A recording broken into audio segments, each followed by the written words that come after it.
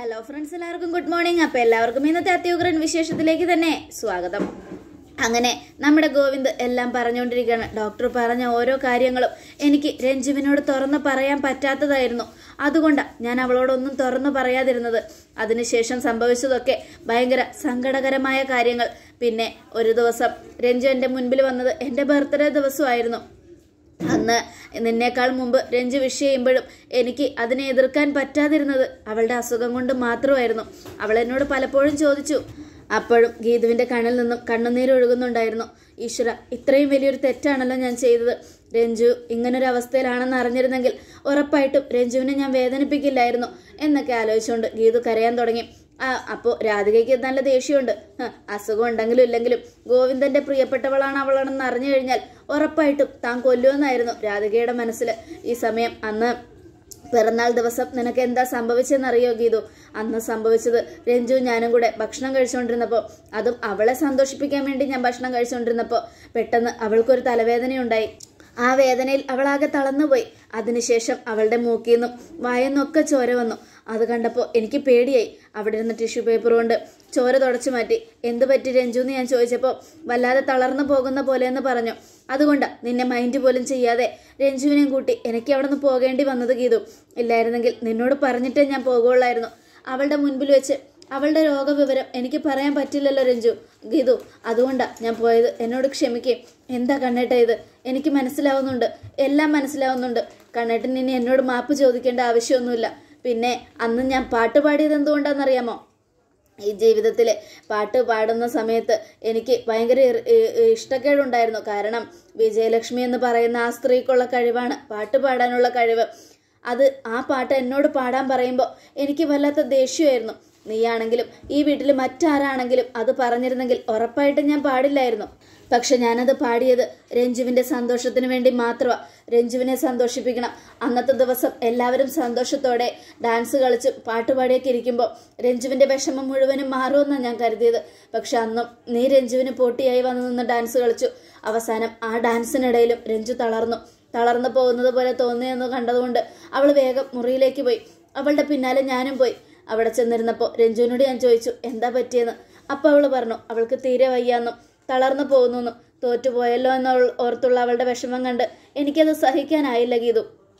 അവസാനം അവളെ ആശ്വസിപ്പിച്ചുകൊണ്ടിരിക്കുമ്പോഴാണ് പെട്ടെന്ന് മൂക്കിലും വായിലും ബ്ലഡ് വരാൻ തുടങ്ങിയത്. അത് കണ്ടപ്പോൾ രഞ്ജുവിന് വീണ്ടും പേടിയായി, സംശയമായി. അവൾ എന്നോട് ചോദിച്ചു, സത്യം പറഞ്ഞ ഡോക്ടർ എന്താ പറഞ്ഞതെന്ന്. അവൾ മരണത്തിലേക്ക് പോയിക്കൊണ്ടിരിക്കുകയാണെന്ന് എനിക്ക് അവളോട് പറയാൻ പറ്റുമോ? ഞാൻ അവളോട് പറഞ്ഞു കുഴപ്പമൊന്നുമില്ല, മാറ്റിയെടുക്കാൻ പറ്റിയ രോഗമാണെന്നാ ഡോക്ടർ പറഞ്ഞതെന്ന്. പക്ഷെ അവൾ വിശ്വസിച്ചില്ല. എന്നോട് ചോദിച്ചുകൊണ്ടേയിരുന്നു എന്താ ഗോവിന്ദേട്ടാ, ഞാൻ അധികം നാൾ ജീവിക്കില്ല എന്നുള്ള ആ ചോദ്യം കേട്ടപ്പോൾ എനിക്ക് സഹിക്കാൻ പറ്റിയില്ല ഗീതു.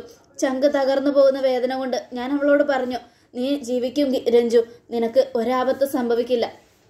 ദൈവം നിന്നോടൊപ്പം ഉണ്ട്, അതുപോലെ ഡോക്ടറും ഞങ്ങളെല്ലാവരും നിന്നോടൊപ്പം ഉണ്ട്. അതുകൊണ്ട് ഒരാപത്ത് സംഭവിക്കാൻ അനുവദിക്കില്ല എന്ന് പറയുമ്പോഴേക്കും വീണ്ടും ചോര ഒലിക്കുന്നു. അത് കണ്ടതും ഞാനൊരു തുണിയെടുത്ത് തുടച്ചു കൊടുത്തു. പക്ഷെ നിൽക്കാതെ ഒലിക്കുന്നുണ്ടായിരുന്നു. ഗോവിന്ദേട്ടൻ എന്നോട് കള്ളം പറയുമല്ലേ? ഞാൻ ഓരോ ദിവസവും മരണത്തിലേക്കാണ് പോയിക്കൊണ്ടിരിക്കുന്നത്. അതറിയാവുന്ന ഗോവിന്ദേട്ടൻ എന്നോട് മറച്ചു വയ്ക്കുകയല്ലേ? എന്തിനാ ഗോവിന്ദേട്ട എന്നോട് മറച്ചു വയ്ക്കുന്നത്? അപ്പോൾ ഗോവിന്ദ് ഇല്ല രഞ്ജു, നിന്റെ അസുഖം മാറ്റാന്ന് ഡോക്ടർ എനിക്ക് വാക്ക് തന്നിട്ടുണ്ട്. പിന്നെ നീ എന്തിനാ പേടിക്കുന്നേ എന്നൊക്കെ പറഞ്ഞ് രഞ്ജുവിനെ ആശ്വസിപ്പിച്ചു. പക്ഷെ ആശ്വാസവാക്കുകളൊന്നും ഇതായില്ല. അപ്പോഴും നീ ഡാൻസ് കളിച്ചുകൊണ്ടിരുന്നപ്പോഴും രഞ്ജുവിന് അതായിരുന്നു സങ്കടം. എല്ലാവരുടെ മുൻപിലും തോറ്റുപോയല്ലോ എന്നുള്ള സങ്കടം. കണ്ണേട്ട, സത്യമായിട്ടും രഞ്ജുവിന് ഇങ്ങനൊരു അസുഖം ഉണ്ടായിരുന്നു അറിഞ്ഞിരുന്നെങ്കിൽ ഞാൻ അവളുടെ മുൻപിൽ തോറ്റു കൊടുത്തു തന്നെയായിരുന്നു. ഇതിപ്പോൾ തോറ്റു കൊടുക്കാൻ പറ്റാത്ത അവസ്ഥയിലായിരുന്നല്ലോ അന്നെല്ലാവരും. വേണ്ട, അവൾക്ക് വേണ്ടി ആരും തോക്കണമെന്നൊന്നും ഞാൻ പറയില്ല. പക്ഷെ പരമാവധി അവൾ അധികം നാളൊന്നും ജീവിച്ചിരിക്കില്ല. വളരെ കുറച്ച് നാൾ മാത്രമേ ഉണ്ടാവൂ. ആ സമയത്തിന് അവളെ സങ്കടപ്പെടുത്താതെ അവളെ ചേർത്ത് പിടിക്കുക, അത്രയേ ഉള്ളൂ എന്നൊക്കെ പറയുകയാണ്. അത് കേട്ടതും ഇല്ല കണ്ണേട്ടാ, ഒരിക്കലുമില്ല. ഇനി അവൾക്കൊരു സങ്കടം ഉണ്ടാവാൻ ഞങ്ങൾ അനുവദിക്കില്ല. ഞങ്ങൾ ജീവിച്ചിരിക്കുമ്പോൾ ഉറപ്പായിട്ടും അവൾക്കൊരാപത്ത് സംഭവിക്കുകയില്ല. കണ്ണേട്ടൻ ധൈര്യമായിട്ടിരിക്കേ. ഈശ്വര, ഇത്രയൊക്കെ അറിഞ്ഞിട്ടും അറിയാതെ ആ പാവത്തിനെ ഒരുപാട് വേദനിപ്പിച്ചല്ലോ ഗോവിന്ദേട്ട. ക്ഷമിക്കൂ ഗോവിന്ദേട്ട, ഞങ്ങൾ അറിഞ്ഞിരുന്നില്ല രഞ്ജുവിനെ ഒരിക്കലും ഇങ്ങനെയൊന്നും സംഭവിക്കുമെന്ന്. ക്ഷമിക്കൂ ഗോവിന്ദേട്ട എന്നൊക്കെ പറഞ്ഞ് രേഖയും കരയുക. അല്ല, അവൾക്ക് ആരെങ്കിലും കല്യാണം കഴിപ്പിച്ച് കൊടുത്തൂടെ? ഇത്തരമൊരു രോഗം ഉണ്ടെന്നറിഞ്ഞാൽ ആരെങ്കിലും വരുമോ? അവളെ കല്യാണം കഴിക്കാൻ ഏതെങ്കിലും ഒരു ചെറുപ്പക്കാരൻ തയ്യാറാകുമോ? ഓരോ ദിവസവും മരിച്ചുകൊണ്ടിരിക്കുന്ന അവൾക്ക് വേണ്ടി ജീവിതം കളയാൻ ആരെങ്കിലും തയ്യാറായി വരുമോ എന്നും ചോദിക്കുകയാണ്. അത് കേട്ടതും ഗീതുവിന് കാര്യം പിടികിട്ടി. അത് ശരിയാ, അങ്ങനെ ആരും വരില്ല. ഇന്നത്തെ കാലത്ത് ഒരാളും മനസാക്ഷി കാണിക്കാൻ ഇതാകില്ല. അതുകൊണ്ട് പറയുന്നത് ശരിയാ കണ്ണേട്ടാ. സോറി, കണ്ണേട്ടൻ ചെയ്തത് വലിയൊരു പുണ്യപ്രവൃത്തിയാ. അങ്ങനെയുള്ളപ്പോൾ ഞാൻ കണ്ണേട്ടനെ ഒരിക്കലും കുറ്റപ്പെടുത്താൻ പാടില്ലായിരുന്നു. എൻ്റെ കുറ്റപ്പെടുത്തലുകളും കുത്തുവാക്കുകളും കണ്ണേട്ടൻ്റെ മനസ്സ് വിഷമിപ്പിച്ചിട്ടുണ്ടെങ്കിൽ എന്നോട് ക്ഷമിക്ക് കണ്ണേട്ട, ക്ഷമിക്ക്. അപ്പോൾ ഗോവിന്ദ് എല്ലാവരുടെ മുൻപിൽ കൈകൂപ്പി, ഞാനും നിങ്ങളോടൊക്കെ ക്ഷമ ചോദിക്കുക. അവൾ കാരണം ഈ കുടുംബത്തിനും നിങ്ങൾക്കും എന്തെങ്കിലും വേദന ഉണ്ടായിട്ടുണ്ടെങ്കിൽ എന്നോട് ക്ഷമിക്കണം എന്ന് പറയണം. അപ്പോൾ രാധിക, അല്ല കണ്ണ, അവൾക്ക് ബന്ധുക്കളൊന്നുമില്ലേ? അവളുടെ അച്ഛൻ, അമ്മ, സഹോദരൻ അങ്ങനെ ആരും? അത് കേട്ടതും പ്രത്യേക ഒരു സാഹചര്യത്താൽ അവൾ ബന്ധുക്കളിൽ നിന്നും അകന്നു നിൽക്കുകയാണെന്നാ ഡോക്ടർ എന്നോട് പറഞ്ഞത്. അതുകൊണ്ട് അതിനെക്കുറിച്ചൊന്നും ഞാൻ ചോദിക്കാൻ പോയില്ല. ചിലപ്പോൾ അവൾക്ക് സങ്കടകരമായ കാര്യങ്ങളാണെങ്കിലോ അവളുടെ ബന്ധുക്കളെ കുറിച്ച് സംസാരിക്കുന്നത്. അതുകൊണ്ടാണ് ഞാനത് ചോദിക്കായിരുന്നത്. അവൾക്ക് സന്തോഷം കിട്ടാൻ വേണ്ടിയാ ഞാൻ അവളെ ഇങ്ങോട്ട് കൂട്ടിക്കൊണ്ടുവന്നത്. അതൊക്കെ എന്നാ ഇവിടെ വന്നപ്പോൾ മുതൽ രഞ്ജു പാപ്പാക്ക് ரொம்ப സന്തോഷം തന്നെ എന്ന് കാഞ്ചന. പിന്നെ എങ്ങനെ സന്തോഷം ഉണ്ടാവാനാ? നിങ്ങൾ എങ്ങനെ സന്തോഷം കൊടുത്തു എന്നാ? ഓരോ ദിവസവും അവളെ ഇട്ട് പെടാപ്പാട് പെടുത്തുമായിരുന്നില്ലേ? എൻ്റെ കാര്യം പറഞ്ഞു ഒരു സൈഡ് ഗീതു, അപ്പുറത്ത് രേഖ, അതിനുശേഷം കാഞ്ചന, അമ്മ, വരുൺ, ഓരോരുത്തരായിട്ട്. ഇനിയെങ്കിലും ഞാൻ നിങ്ങളോട് പറയുക, അവളെ വിഷമിപ്പിക്കരുത്. അത് കേട്ടതും ഗീതു, ഒരിക്കലും ഗോവിന്ദേട്ടനല്ല ഞങ്ങളുടെ മുൻപിൽ കൈകൂപ്പേണ്ടത്. ഞാൻ മാത്രം. ഞാനാണ് ഗോവിന്ദേട്ടനോട് തെറ്റ് ചെയ്തത്. സോറി കണ്ണേട്ട, എന്നോട് ക്ഷമിക്കും. ഇനി ഒരിക്കലും അവളുടെ മനസ്സ് വിഷമിപ്പിക്കില്ല. കണ്ണേട്ടൻ ചെയ്തത് ഏറ്റവും വലിയൊരു പുണ്യപ്രവൃത്തിയാണ്. അങ്ങനെയുള്ളപ്പോൾ ഇത്രയും നല്ല മനസ്സിൻ്റെ ഒരു ഉടമയെ ഒരിക്കലും ഞാൻ തള്ളി പറയാൻ പാടില്ലായിരുന്നു, സംശയിക്കാൻ പാടില്ലായിരുന്നു. സോറി കണ്ണേട്ട എന്നും പറഞ്ഞുകൊണ്ട് ഗീതു മാപ്പ് പറയുക. അത് കേട്ടതും രേഖ, ഗോവിന്ദേട്ടൻ നോക്കിക്കോ, ഇനി ഉറപ്പായിട്ടും രഞ്ജു ഇവിടെ വരുമ്പോൾ അവളെ ഞാനായിരിക്കും മുന്നിൽ നിന്ന് സ്നേഹിക്കുന്നത്. എൻ്റെ അകന്ന ഫ്രണ്ടായിട്ടോ ബന്ധുവായിട്ടോ ഒന്നുമല്ല, എൻ്റെ സ്വന്തം കൂടപ്പിറപ്പായിട്ട് ഞാൻ അവളെ സ്നേഹിക്കും ഗോവിന്ദേട്ട. ഇത് ഞാൻ തരുന്ന വാക്കാ എന്നും രേഖയും കരഞ്ഞുകൊണ്ട് പറയുക. അപ്പോൾ ഗോവിന്ദ് കാഞ്ചനയ്ക്ക് നേരെ തിരിഞ്ഞു. ഇത്രയൊക്കെ അറിഞ്ഞിട്ടും ഇനിയും രഞ്ജുവിനെതിരെ എന്തെങ്കിലും ഗൂഢാലോചന നടത്തി അവളെ ഇവിടെ നിന്ന് ഇറക്കി വിടാൻ വല്ല ഉദ്ദേശം ഉണ്ടെങ്കിൽ പിന്നെ അറിയാലോ ഈ ഗോവിന്ദൻ ആരാണെന്ന് നിങ്ങൾക്ക് എല്ലാവർക്കും ഞാൻ മനസ്സിലാക്കി തരും. പിന്നെ രോഗവിവരം നിങ്ങളോടൊക്കെ ഞാൻ പറഞ്ഞത് അവളെ നിങ്ങൾ ഉപദ്രവിക്കാതിരിക്കാൻ വേണ്ടി മാത്രമാണ്. ഇനി ആ ഒരു രോഗം അവൾക്കുണ്ടെന്ന് അവളെ അറിയിക്കാൻ ആരെങ്കിലും ശ്രമിച്ചാൽ പിന്നെ അവർ ഈ അറയ്ക്കൽ തറവാടിൻ്റെ പടിക്ക് പുറത്തായിരിക്കും. അത് കേട്ടതും കാഞ്ചന, അതെല്ലാം നീങ്ക എതുക്ക് മാമ എന്നെ പാത്ത് സൊല്ലുറീങ്ക. അത് കേട്ടതും പിന്നെ നിന്നോടാണ് ഞാൻ ഫസ്റ്റ് പറയുന്നത്, നിന്നോട് മാത്രമല്ല ബാക്കി എല്ലാവരോടും കൂടി ഇത് പറയുന്നത്, മനസ്സിലായല്ലോ എന്നും പറഞ്ഞുകൊണ്ട് കരച്ചിൽ സഹിക്കാനാകാതെ ഗോവിന്ദ് നേരെ മുകളിലേക്ക് പോയി. ഗോവിന്ദ് പോയതും സങ്കടം സഹിക്കാതെ രേഖയും കാഞ്ചനയും ഒക്കെ അങ്ങോട്ടും ഇങ്ങോട്ടൊക്കെ പോയി. ഗീതുവിനാണെങ്കിലും ഭയങ്കര സങ്കടം. ഗീതുവും മുകളിലേക്ക് പോയി.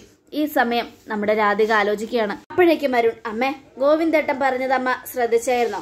Front, best friend. അപ്പൊ അത് സാധാരണ ഫ്രണ്ട് അല്ലല്ലോ. ആ ഫ്രണ്ടിന് എന്തെങ്കിലും സംഭവിച്ചാ ഗോവിന്ദേട്ടൻ നമ്മളെ അറയ്ക്കൽ തറവാടിന്റെ പുറത്തേക്ക് ഇറക്കി വിടുമെന്നാ പറയുന്നേ. അപ്പൊ അതിനർത്ഥം എന്താ അമ്മേ? എനിക്ക് മനസ്സിലാവുന്നുണ്ട് വരുൺ. അവളെ ഇറക്കി വിടേണ്ട സമയം കഴിഞ്ഞു. എന്തായാലും മരണത്തിലേക്ക് പോയിക്കൊണ്ടിരിക്കുന്ന അവള് അധികം വൈകാതെ മരിക്കും. അത് ഉറപ്പായിട്ടും സംഭവിക്കും. അവളെ കൊല്ലുക തന്നെ ചെയ്യും ഈ രാധിക എന്നും മനസ്സിൽ ആലോചിച്ചുകൊണ്ടും വരുണിനോട് പറയുകയും ചെയ്യാണ്. ഇത് കേട്ടതും വരുൺ സന്തോഷത്തോടെ, അതെ അമ്മേ, അത് തന്നെയാണ് ചെയ്യേണ്ടത്. ഗീതു പോലും അവളോട് ക്ഷമിച്ചു. ഇതിന്റെ പേരിൽ കണ്ണേട്ടൻ അവളെ ചേർത്ത് നിർത്തിയാലും അവൾക്ക് കുഴപ്പമില്ലാന്ന്. സ്വന്തം കെട്ടിയോനെ മറ്റൊരുത്തിക്ക് വിട്ടുകൊടുത്തിട്ട് അവള് പുണ്യപ്രവൃത്തി ചെയ്യുക. സാരമില്ല, നമുക്കത്തരം പുണ്യമൊന്നും കിട്ടണ്ടമ്മേ. അതുകൊണ്ട് ഗോവിന്ദേട്ടന്റെ ജീവിതത്തിലേക്ക് ആര് വന്നാലും അവരെയൊക്കെ കൊല്ലുക എന്നുള്ളത് തന്നെയാണ് നമ്മുടെ ലക്ഷ്യം. എന്തായാലും അവൾക്ക് മരണം കാത്തിരിക്കുക. അതിത്തിരി നേരത്തെ ആയിക്കോട്ടെ. കണ്ണൻ പറഞ്ഞതുപോലെ ഉറക്കത്തിൽ അവള് ഒന്നും അറിയാതെ മരിക്കുന്നതല്ലേ നല്ലത് എന്നൊക്കെ പറഞ്ഞുകൊണ്ട് വരുൺ ഇങ്ങനെ നിൽക്കുവാണ്. ഈ സമയം രാധികയെ ആലോചിക്കുവാണ്. അതെ, അത് ശരിയാണ്. എന്തൊക്കെ സംഭവിച്ചാലും ശരി, അവള് മരണത്തിലേക്ക് തന്നെ പോകും. അവളും ഗീതുവും ഒക്കെ മരിക്കേണ്ടവളാ എന്നും പറഞ്ഞ് രണ്ടുപേരും ആലോചിക്കുക. ഈ സമയം പിന്നീട് കാണിക്കുന്നത് ഗീതുവിനെയാണ്. ഗീതു സങ്കടം സഹിക്കാതെ അങ്ങോട്ടും ഇങ്ങോട്ടും നടന്ന് ഓരോന്ന് ആലോചിക്കുക. ഈശ്വര, അമ്മയുടെ മകളാണ് രഞ്ജു. അത് എനിക്ക് നന്നായിട്ടറിയാം. അന്ന് രഞ്ജു അമ്മയുടെ മകളാണെന്ന് അറിഞ്ഞപ്പോൾ ഞാൻ എന്തൊക്കെയാ അമ്മയോട് പറഞ്ഞത്. അമ്മയുടെ സന്തോഷത്തിന് വേണ്ടി, മകൾക്ക് വേണ്ടി എന്നെ കോമാളിയാക്കുമായിരുന്നു. നിങ്ങളൊരു സ്ത്രീയാണോ ഒരമ്മയാണോ എന്നൊക്കെ ഞാൻ ചോദിച്ചു. ഭാവം ഒരമ്മയോടും ചോദിക്കാൻ പാടില്ലാത്ത ചോദ്യ ഞാൻ ആ അമ്മയുടെ മുഖത്ത് നോക്കി ചോദിച്ചത്. ഈശ്വര, എങ്ങനെ എന്നോട് ക്ഷമിക്കും? ഒരിക്കലും ക്ഷമിക്കാൻ പറ്റാത്ത തെറ്റാ ഞാൻ ചെയ്തത്. ആ അമ്മയോട് ഞാൻ എങ്ങനെ മാപ്പ് പറയും എന്നൊക്കെ ആലോചിച്ച് ഗീതുവിന് ഭയങ്കര സങ്കടമായി. എന്നിട്ട് വിജയലക്ഷ്മിയെക്കുറിച്ച് ഗീതു ആലോചിക്കുകയാണ്. എന്ത് ചെയ്യണമെന്ന് അറിയുന്നില്ലല്ലോ ഈശ്വര. ഞാൻ എങ്ങനെ മാപ്പ് പറയും? ഞാൻ എന്തായാലും അമ്മയെ വിളിച്ച് വിവരം പറഞ്ഞിട്ടേ കാര്യമുള്ളൂ. അന്ന് ഞാൻ ചോദിച്ച ഓരോ ചോദ്യങ്ങൾക്കും അമ്മ ഉത്തരം തരാതിരുന്നത് രഞ്ജുവിൻ്റെ അസുഖ വിവരം അറിഞ്ഞതുകൊണ്ടായിരിക്കാം. മകൾ മരിച്ചുകൊണ്ടിരിക്കുന്നു എന്ന് അറിഞ്ഞിട്ടായിരിക്കാം അമ്മ ചിലപ്പോൾ എന്നെ ചേർത്ത് നിർത്തിയത്. ഞാൻ ചെയ്തത് ശരിയായില്ല, ഞാൻ ചെയ്തത് തെറ്റാണ്. ഒരിക്കലും ഞാൻ അങ്ങനെ ചെയ്യാൻ പാടില്ലായിരുന്നു. അമ്മയുടെ മനസ്സ് വിഷമിപ്പിച്ചു, കണ്ണേട്ടൻ്റെ മനസ്സ് വിഷമിപ്പിച്ചു, എല്ലാവരെയും വേദനിപ്പിച്ചു. രഞ്ജുവിന് ഒരാപത്ത് സംഭവിക്കരുത്. രഞ്ജുവിനെ കൂടെ നിർത്തണം. കണ്ണേട്ടൻ രഞ്ജുവിനെ സന്തോഷിപ്പിക്കാൻ എന്ത് ചെയ്താലും അതിനെ പ്രോത്സാഹിപ്പിക്കണം. വളരെ കുറച്ച് ദിവസം മാത്രം നമ്മളോടൊപ്പം ജീവിക്കാൻ പോകുന്ന രഞ്ജുവിന് ഇനി സന്തോഷം മാത്രം കൊടുക്കണം. അതിനു മുമ്പ് അമ്മയെ പോയി കാണണം, അമ്മയോട് മാപ്പ് പറയണം. ഒരമ്മമാർക്കും സഹിക്കാൻ പറ്റില്ല. ആ അമ്മമാരെ ജീവിച്ചിരിക്കുമ്പോൾ മക്കൾ നഷ്ടപ്പെടുന്നത് ഒരമ്മമാർക്കും സഹിക്കാൻ പറ്റാത്ത കാര്യമാണ്. ആ ഒരു സംഭവം ഈ അമ്മയ്ക്ക് സംഭവിക്കാൻ പോകുന്നെന്ന് അറിഞ്ഞിട്ടായിരിക്കാം ചിലപ്പോൾ എല്ലാം അറിഞ്ഞുകൊണ്ട് രഞ്ജുവിനെ സന്തോഷിപ്പിക്കാനായിട്ട് ഗോവിന്ദേട്ടൻ്റെ അടുത്തേക്ക് വിട്ടത്. എന്നിട്ടും അതൊന്നും മനസ്സിലാക്കാതെ ഞാൻ കുറ്റപ്പെടുത്തിയല്ലോ ഈശ്വര, ഞാൻ എന്ത് തെറ്റാ ചെയ്തത്? എത്ര വലിയ തെറ്റാ ചെയ്തത്? ഒരിക്കലും ക്ഷമിക്കാനോ പൊറുക്കാനോ കഴിയാത്ത തെറ്റാ ഞാൻ ചെയ്തത്. ആരോടും ക്ഷമിക്കാൻ പറ്റാത്ത തെറ്റ് എന്നൊക്കെ പറഞ്ഞ് ഗീതു ഭയങ്കരമായിട്ട് കരയുക. ഈ സമയം ഗോവിന്ദു ആലോചിക്കുകയാണ്, ദൈവമേ, ഞാൻ പറഞ്ഞത് തെറ്റായിപ്പോയോ? രഞ്ജുവിൻ്റെ രോഗവിവരം ഞാനിവിടെ എല്ലാവരും അറിയിച്ചത് അവൾക്ക് ഒരാപത്ത് സംഭവിക്കാൻ പാടില്ല എന്ന് ഓർത്തുകൊണ്ട് തന്നെയാണ്. അങ്ങനെ അവൾക്ക് എന്തെങ്കിലും സംഭവിച്ചാൽ എനിക്കത് സഹിക്കാൻ പറ്റില്ല. എൻ്റെ പെങ്ങളാ അവൾക്കൊരാപത്ത് സംഭവിക്കരുത്. അങ്ങനെ അവൾ മരണത്തിന് കീഴടങ്ങിയ അതെനിക്ക് ക്ഷമിക്കാനോ പൊറുക്കാനോ കഴിയില്ല ഈശ്വര എന്നൊക്കെ ആലോചിച്ചുകൊണ്ട് നമ്മുടെ ഗോവിന്ദൻ കരയുവാണ്. ഈ സമയം എന്ത് ചെയ്യണമെന്നറിയാതെ ഗീതു വാതിക്കൽ നിന്ന് നോക്കുക. ഗോവിന്ദൻ്റെ കരച്ചിൽ കണ്ട് ഗീതുവിന് സഹിക്കാൻ പറ്റുന്നില്ല. ഞാൻ കാരണമാ കണ്ണേട്ടൻ കരയുന്നേ, ഞാൻ ഒറ്റൊരുത്തി കാരണം എന്നും പറഞ്ഞുകൊണ്ട് ഗീതു കണ്ണുനീർ തുടച്ചു. അതിനുശേഷം ഗീതു അകത്തേക്ക് ചെന്നതും ഗോവിന്ദ് കരയുന്നത് കണ്ട് ഗീതു അവിടെ ഇരുന്നു. കണ്ണേട്ട എന്നും പറഞ്ഞ് വിളിച്ചു. എന്താ ഗീതു? സോറി കണ്ണേട്ട, ഞാൻ അറിയാതെയായിരുന്നു രഞ്ജുവിനെ ഉപദ്രവിച്ചതും അവളെ സങ്കടപ്പെടുത്തിയതും. എനിക്കറിയില്ലായിരുന്നു കണ്ണേട്ട എന്നും പറയുകയാണ്. അത് കേട്ടതും സാരമില്ല, എല്ലാം എൻ്റെ തെറ്റാ. ഞാൻ പറയണമായിരുന്നു, അവളെ കൊണ്ടുവന്ന അന്ന് തന്നെ നിന്നോടെല്ലാം പറയണമായിരുന്നു. പക്ഷെ പേടിയായിരുന്നു ഗീതു. ആ വിവരം നീ എങ്ങാനും രഞ്ജുവിനോട് പറഞ്ഞാൽ അവൾക്കത് സഹിക്കാൻ പറ്റില്ല.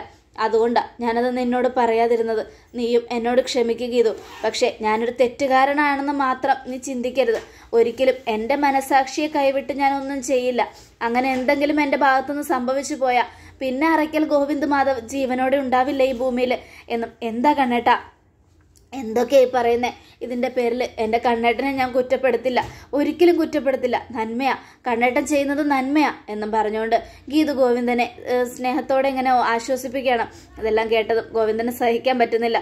രഞ്ജുവിനിപ്പോൾ എങ്ങനെയുണ്ട് കണ്ണേട്ട? അറിയില്ല ഗീതു, കുഴപ്പമില്ല എന്ന് പറഞ്ഞതുകൊണ്ടാണ് ഞാൻ ഇങ്ങോട്ട് പോകുന്നത്. പിന്നെ നിങ്ങളെല്ലാവരെയും എല്ലാം പറഞ്ഞ് ബോധ്യപ്പെടുത്തുകയും വേണമല്ലോ, അതുകൊണ്ട് പറയാമെന്ന് കരുതി വന്നതാ. ഇല്ലെങ്കിൽ നാളെ അത് വീണ്ടും രഞ്ജുവിന് അപകടം ഉണ്ടാക്കും. എന്തായാലും രഞ്ജുവിനെ പൂട്ടിയിട്ടത് നീയല്ലാന്ന് എനിക്കറിയാം. പക്ഷെ എന്നാലും പറയുക, ഇനി ഒരിക്കലും രഞ്ജുവിന് ഒരാപത്ത് സംഭവിക്കാൻ പാടില്ല. ഞാൻ പറഞ്ഞല്ലോ, അവള് ഉറങ്ങുന്ന സമയത്ത് മരിച്ചു പോയിക്കോട്ടെ എന്നാ എൻ്റെ ആഗ്രഹം. വേദന അറിയാതെ അവൾ മരിക്കണമെന്നാ എൻ്റെ മനസ്സിലെ ആഗ്രഹം. അല്ലാതെ അവളെ വേദനിപ്പിച്ചുകൊണ്ട് അവൾ വേദന അനുഭവിച്ച് മരിച്ചാൽ എനിക്കത് സഹിക്കാൻ പറ്റാത്ത കാര്യമോ ഗീതു എന്നൊക്കെ പറയാ. എന്താ കണ്ണേട്ട ഈ പറയുന്നേ? രഞ്ജു ഒരിക്കലും മരിക്കില്ല, അവൾ സന്തോഷത്തോടെ ജീവിക്കും. എന്തായാലും ഗോവിന്ദേട്ടൻ സമാധാനമായിട്ടിരിക്കെ. അവൾക്ക് ജീവിക്കാനുള്ളൊരു അനുഗ്രഹം ദൈവം കൊടുക്കും. അതെ, നമ്മൾ കൊടുക്കുന്ന സന്തോഷമൊക്കെ അതിജീവിച്ച് അവൾ നല്ല മിടുക്കിയായിട്ട് തിരിച്ചു വരുമെന്ന് തന്നെയാ ഗീതു എൻ്റെ മനസ്സ് പറയുന്നേ. നീ എന്നോടൊപ്പം ഉണ്ടെങ്കിൽ ഉറപ്പായിട്ടും അവൾ ജീവിതത്തിലേക്ക് തിരിച്ചു വരും എന്നൊക്കെ പറഞ്ഞ് ഗോവിന്ദും ഗീതുവിൻ്റെ മുൻപിൽ കരയുക. അത് കേട്ടതും കരയണ്ട കണ്ണേട്ട, ഞാനുണ്ടാവും. ഇനി രഞ്ജുവിൻ്റെ എല്ലാ സന്തോഷത്തിലും ഞാനുണ്ടാവും. ഒരിക്കലും ഞാൻ അവളെ മാറ്റി നിർത്തില്ല, എൻ്റെ ശത്രുവായിട്ട് കാണേയില്ല എന്നൊക്കെ പറഞ്ഞ് ഗീതു ആശ്വസിപ്പിക്കുകയാണ്. ഈ സമയം ഗീതു ഗോവിന്ദനോട് ചോദിക്കുക, അല്ല കണ്ണേട്ട, രഞ്ജുവിനെ കുറിച്ച് ഇത്രയും കാര്യങ്ങൾ പറഞ്ഞു, എല്ലാ കാര്യങ്ങളും പറഞ്ഞ കണ്ണേട്ടൻ വിജയലക്ഷ്മി അമ്മയുടെ മകളാണ് രഞ്ജു എന്ന് തുറന്നു പറയാതിരുന്നത് എന്താ? എനിക്ക് മനസ്സിലായി. അങ്ങനെ അറിഞ്ഞ രാധികാമ്മയുടെ വൈരാഗ്യം മൂക്കുമെന്ന് ഉള്ളതുകൊണ്ടല്ലേ കണ്ണേട്ടൻ അങ്ങനെ ചെയ്തത്. രഞ്ജു വിജയലക്ഷ്മി അമ്മയുടെ മകളാണെന്നറിഞ്ഞ രഞ്ജുവിനെ രാധികാമ്മ കൊല്ലാൻ ശ്രമിക്കും. അതുകൊണ്ടാണോ കണ്ണേട്ടൻ അങ്ങനെ പറഞ്ഞത്? വിജയലക്ഷ്മിയും രാധികാമ്മയും ശത്രുക്കളാ. വിജയലക്ഷ്മിയെ അമ്മയുടെ മക്കളായ രഞ്ജുവിനെ കൊല്ലാൻ രാധികാമ്മ ഉറപ്പായിട്ട് ശ്രമിക്കും, ഗോവിന്ദേട്ടനെ കൊല്ലാൻ ആളെ വിട്ടതുപോലെ. അതുകൊണ്ട് തന്നെയല്ലേ ഗോവിന്ദേട്ടൻ എല്ലാം മറച്ചു വെച്ചതെന്നൊക്കെ ചോദിച്ചുകൊണ്ട് ഗീതു ഇങ്ങനെ നിൽക്കണം. അത് കേട്ടതും ഗീതുവിനെ ഞെട്ടലോടുകൂടെ നോക്കുകയാണ് ഗോവിന്ദ്. അതോടുകൂടെ എപ്പിസോഡ് അവസാനിക്കുകയാണ്. നാളത്തെ ഒരു തകർപ്പൻ വിശേഷത്തിനായിട്ട് കാത്തിരിക്കുക. അതേ പ്രേക്ഷകരെ, ഇനി വരാൻ പോകുന്ന അത്യുഗ്രൻ വിശേഷങ്ങളാണ്. രഞ്ജുവിന്റെ അസുഖ വിവരം അറിഞ്ഞിട്ടും രാധിക രഞ്ജുവിനെ വെറുതെ വിടില്ല. ഗോവിന്ദന്റെ ഏറ്റവും പ്രിയപ്പെട്ടവളാണ് രഞ്ജു എന്ന് മനസ്സിലാക്കിയ രാധിക രഞ്ജുവിനെ കൊല്ലാൻ ഒരുങ്ങുമ്പോൾ ഇനി എന്തൊക്കെയായിരിക്കും സംഭവിക്കാൻ പോകുന്ന രാധികയുടെ യഥാർത്ഥ മുഖം തിരിച്ചറിയാൻ പോകുന്ന അടിപൊളി വിശേഷത്തിനായി കാത്തിരിക്കുക. എല്ലാവർക്കും ഒരിക്കൽ കൂടെ നല്ലൊരു ശുഭദിനം തന്നെ ആയിക്കോട്ടെ. Thank you friends.